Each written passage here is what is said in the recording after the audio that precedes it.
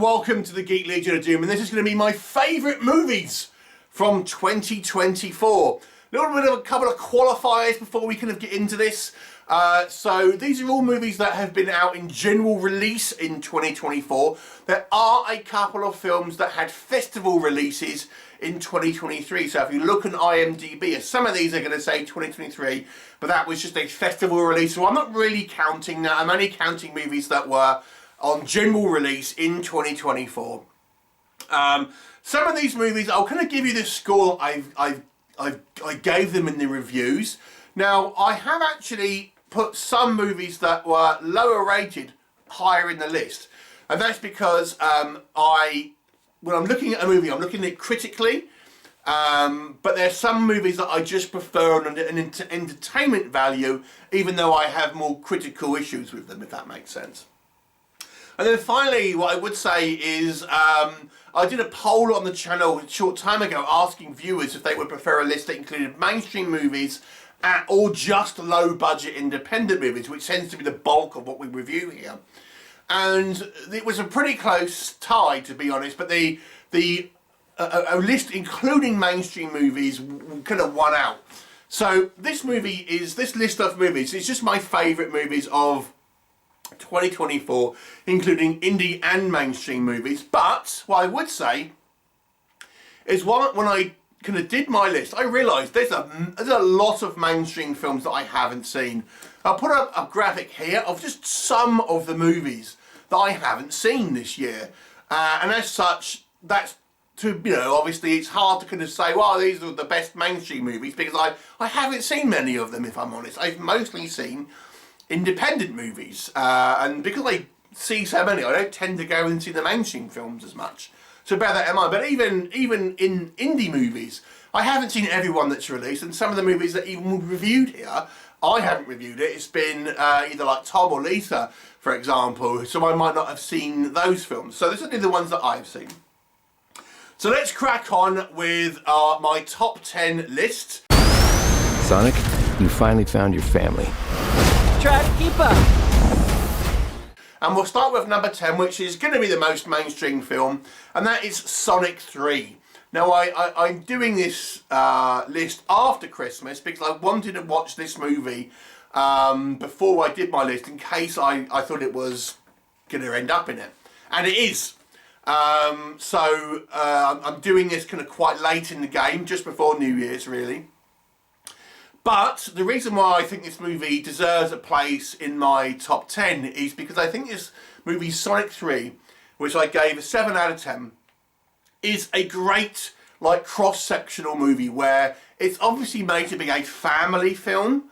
And I went with a few people when, one of them was an 8-year-old boy, and he loved it. He was laughing and kind of really enjoying it. So it definitely, hit that audience. But I also thought there was lots of references, lots of jokes that were kind of aimed at older audiences. I mean, there's references to Akira, there's references to the Beatles, which are obviously going to go over kids' heads.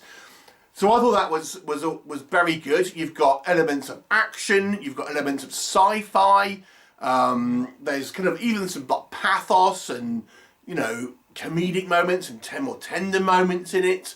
So I thought this movie really did sort of tick all the boxes in many ways. So that's why I think it's a strong movie. Obviously you've got Jim Carrey, who is kind of back to form, really. So it's just a strong movie all around, and I think it's, as such, I gave it a 7 out of 10, and it's ended up in my top 10 list. These people are in the middle of a war. Everyone you see is a threat. Move, move! So let's talk about number 9, and this is going to be from a mainstream to one probably not many people have heard about. And this one's called Long Gone Heroes, which I gave a 7 out of 10. And this one stars Frank Grillo, and it's kind of like a military action film. And it's a little bit similar to the movie Tears of the Sun that starred Bruce Willis some years ago. About a team of mercenaries that are going to extract someone who's been held hostage in hostile territory. But it's a very well put together movie for obviously a lower budget one. I thought the location shootings looked like it was filmed in genuine kind of like street and things like this. So it has this kind of like feeling where that these our protagonists are in like a third world country and they're sort of fighting for their lives. Great action. I like the characters. I thought it was a pretty decent action movie. If you like kind of action movies, and I would recommend it. 7 out of 10. Speak to Richard about it. He's convinced that everything's fine. Richard's heart's in right place. Number 8 is Star of Acre. So this is a quieter movie. It's a slow burn sort of folk horror. It stars Matt Smith, one-time Doctor Who. I gave this one a 7 out of 10 and is a sort of twisted, bizarre, somewhat surreal movie that involves a really freaky rabbit. But I just found it had such a great unsettling atmosphere, and it kind of just, I think, manages to walk the knife edge between being somewhat sort of artistic and surreal, but also still having an engaging story and characters that you sort of feel like you are going along for the journey with. Based on a novel, worth watching if you don't mind a slow burn movie. They say that in time of famine, an evil spirit comes out of the woods to possess those who had cannibalized the flesh of their peers. Number 7, and this was actually, I did give this one an 8 out of 10, because I do feel this is a critically very well made movie, but there are other movies that I reviewed lower that I kind of enjoy more on an entertainment value. So we are talking Cold Meat. This is also one of these films that went on the festival circuit in 2023, and it's a thriller about two people that are trapped in a car on a wintry storm.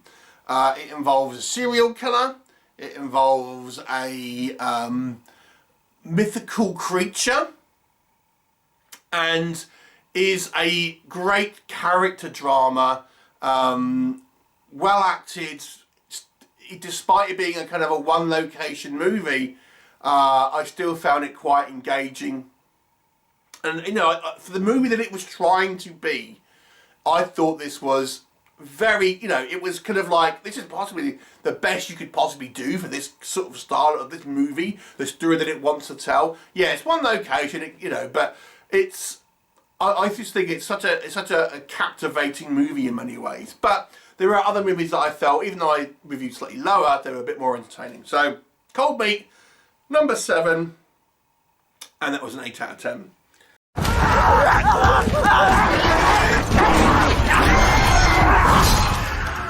Number 6, and this was the one that I reviewed, and it was 7 out of 10.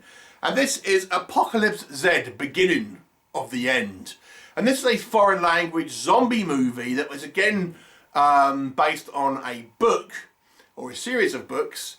And this is kind of like a zombie movie, but it's the first chapter in this series of books.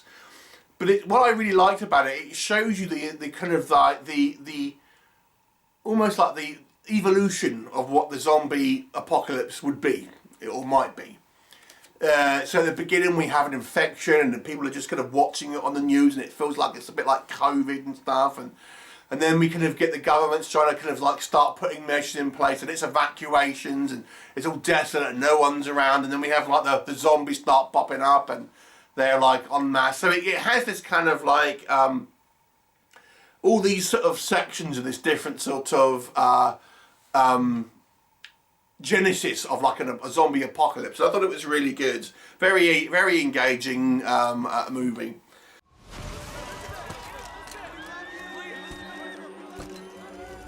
People always ask for something new. It's inevitable. Yeah, that was number 6, and I gave that a 7 out of 10. Number 5 is what I would class as a mainstream movie, but I suspect some people might not. And that was The Substance, and I gave this a 7 out of 10. And to me, the art of filmmaking here was just so incredible. I thought this was such a an interesting movie on a technical level, because it was just so well put together, so slick, and it had so many sort of stylistic choices. I thought it was an incredible piece of filmmaking in regards to that. I thought some of the ideas here that it kind of put out to us, like the cult of celebrity, and how it's kind of like a little bit of a churn, especially in regards to kind of female celebrities once they hit a certain age and things like that. I had a couple of issues with the story in regards to, I think it sort of ends up being a little nonsensical at times, but I can't help but say this was such an entertaining movie that I was sort of really locked into it. So yeah, that is a number 5 at 7 out of 10. And we're out of here, I promise. I am your grandfather's little sister. Walter, this is my Aunt Margaret. Number 4 is one I suspect very few people would have heard of, and I actually gave this an 8 out of 10. And this was called Wineville.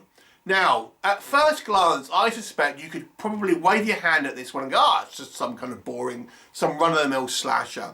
But what I think this movie does is it actually puts the slasher elements on the back seat, and is actually like more of a drama, but it has a slasher element in it. So when you're watching it, you almost, at some point, you forget you're watching a slasher, but the drama and the kind of the character work is so well done. And then you kind of have these killings in it. It really feels like, it's sort of jolts you and stuff. And the movie is, although it's not like grotesque in regards to gore and stuff, I think the movie is so shocking in other ways. Not necessarily on the screen, but just because of the way the story unfolds and some of the kind of the things that are revealed. Man, it's like super salacious. So those of you who like a drama first and then a horror second, I think it's an interesting movie in that respect. I really appreciated the fact that, okay, like with, like in a slasher movie, you might have a slasher as your A storyline, and then in the background you have a few B plots about kind of like people's, personal lives and stuff. But here it's the opposite. But I just felt it made a story feel sort of unique. So I really enjoyed it. So I'll give that one an 8 out of 10. Could you open the door? What do you want? You're in trouble. What? Would you just open the door? So my top 3. Okay. So here's one I've seen on many lists, actually, having done my list a little later. And this is Odity, which I gave an 8 out of 10. My number 3 spot. A fantastically creepy movie that incorporates, I think, a few elements of horror, different elements of horror. But it's ultimately quite a personal feeling movie in some ways, with when you get into the kind of like the personal motivations and the nitty gritty and stuff. And I just think it's a real creepy movie in regards to building up this kind of atmosphere. And the acting as well is so solid. I mean, we have a woman who actually plays dual roles as twin sisters. But I didn't even realise they were the same actor until like nearly the end of the movie. Because I thought their performance and the way that they were kind of made up, even though it's the same actress, I thought, I didn't realise they were the same actor. I didn't realise they were the same actress because they look and felt so different. And I thought, wow, that's some good work right there. So yeah, the Odity, 8 out of 10. Not mine, number 3 in the list. Number 2. I don't think I can stay here. You're not leaving, Lisa.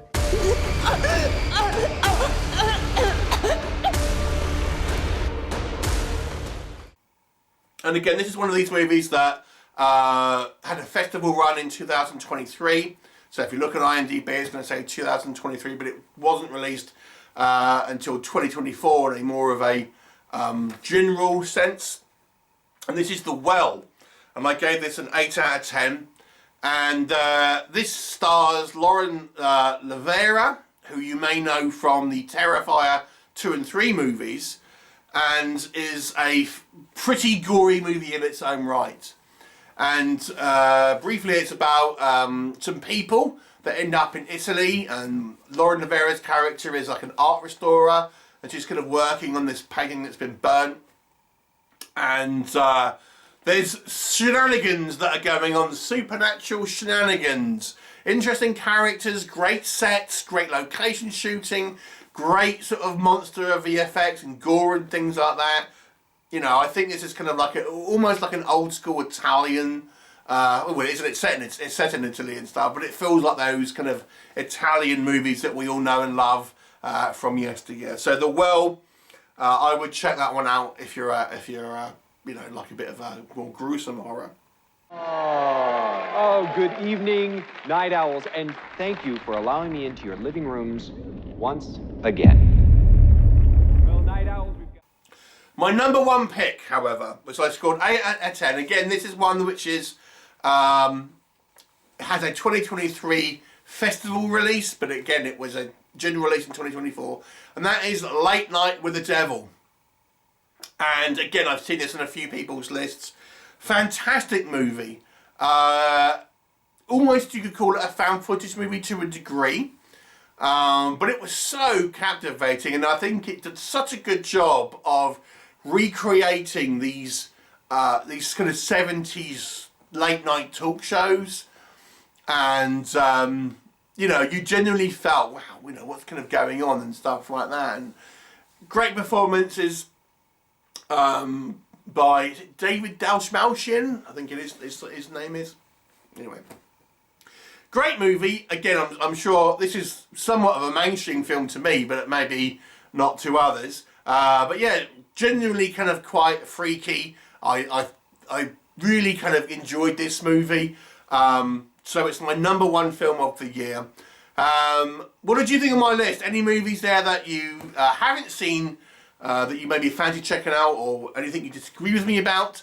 Please do let me know your thoughts, and I shall look forward to seeing you next time. Bye for now.